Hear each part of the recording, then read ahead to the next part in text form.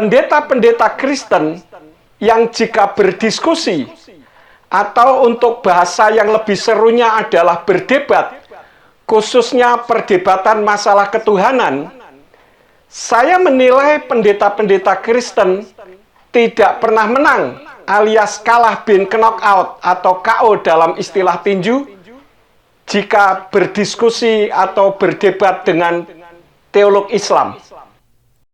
Mau leg pertama kek, mau leg ketiga kek, yang jelas kan kalah, malu-maluin kan.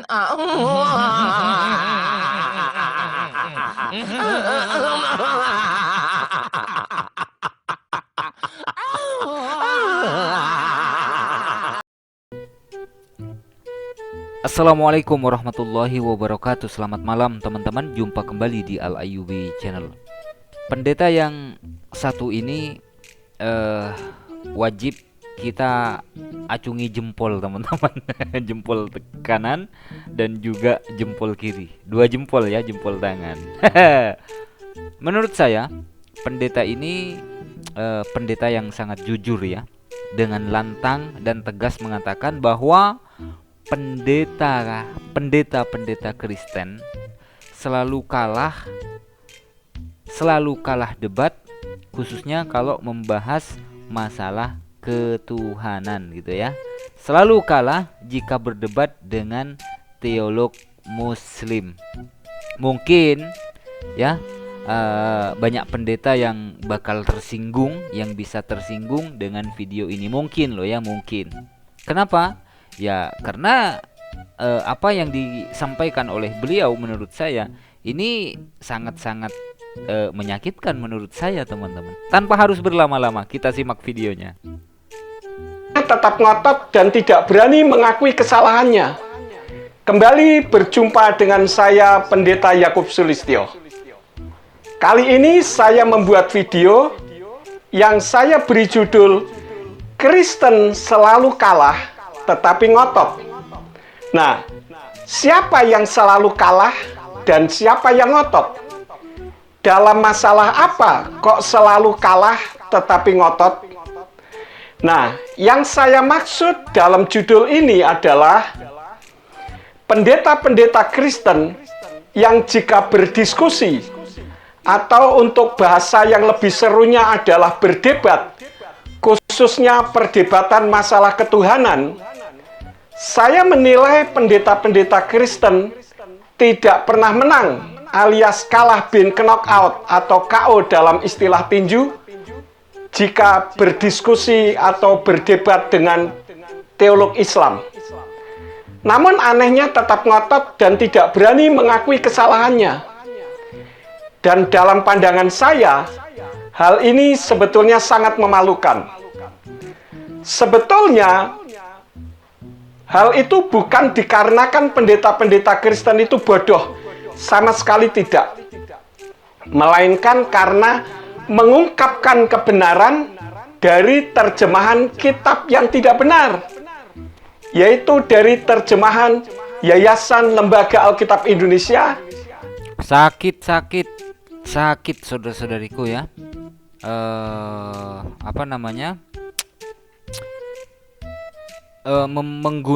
Menggunakan Alkitab yang tidak benar, yakni dari terjemahan Lembaga Alkitab Indonesia. Ini pukulan telak ini teman-teman. Kebenaran dari terjemahan pendeta-pendeta Kristen itu bodoh, sama sekali tidak.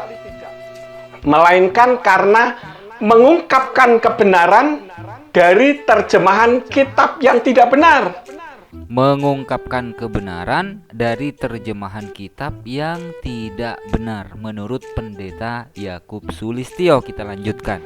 Yaitu dari terjemahan Yayasan Lembaga Alkitab Indonesia yang menerjemahkan nama diri Tuhan yang disembah oleh bangsa Yahudi dan sesembahannya para nabi yang bernama Yahweh telah diterjemahkan menjadi 4, yaitu 2 sebutan dan 2 nama, yaitu Tuhan huruf besar semua dan Allah huruf besar semua di kitab Perjanjian Lama, dan Tuhan hanya T-nya saja yang huruf besar dan Allah hanya A-nya saja yang huruf besar dalam Perjanjian Baru.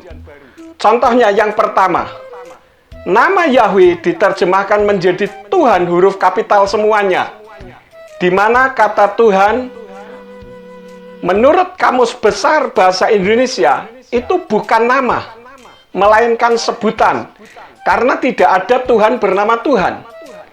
Di dalam kitab Yesayahu atau Yesaya 42 ayat yang ke-8, yang dalam bahasa aslinya yaitu bahasa Ibrani berbunyi Ani Yahweh Husmi Ufodil akhir lo aten utilatilap silim, yang seharusnya berbunyi Aku Yahweh, itu namaku, dan aku tidak akan memberikan kemuliaanku kepada yang lain dan pujianku kepada patung. Namun oleh Yayasan Lembaga Alkitab Indonesia diterjemahkan Aku ini Tuhan huruf besar semuanya, itulah namaku. Aku tidak akan memberikan kemuliaanku kepada yang lain atau kemasyhuranku kepada patung.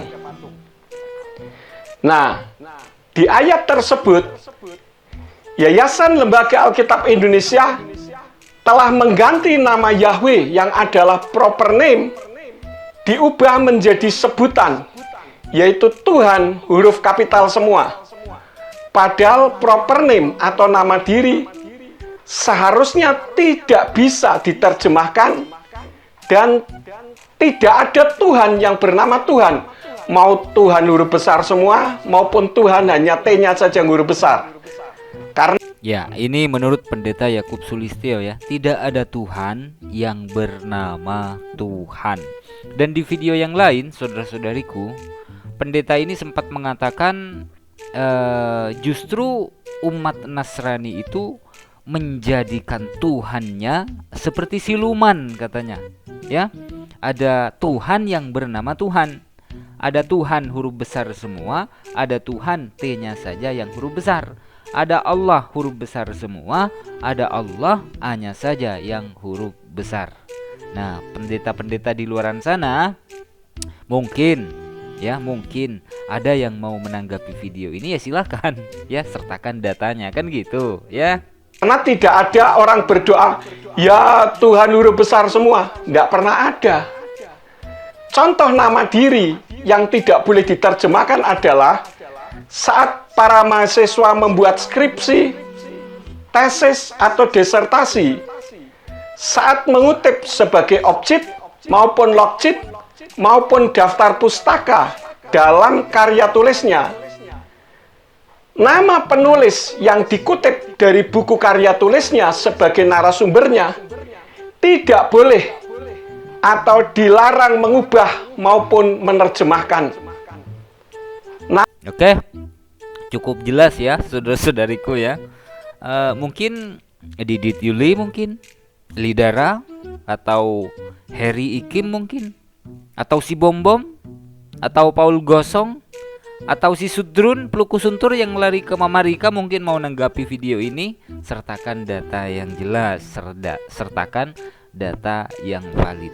Menurut pendeta ini dengan jelas dan tegas mengatakan justru umat Nasrani itu menjadikan Tuhannya itu seperti siluman.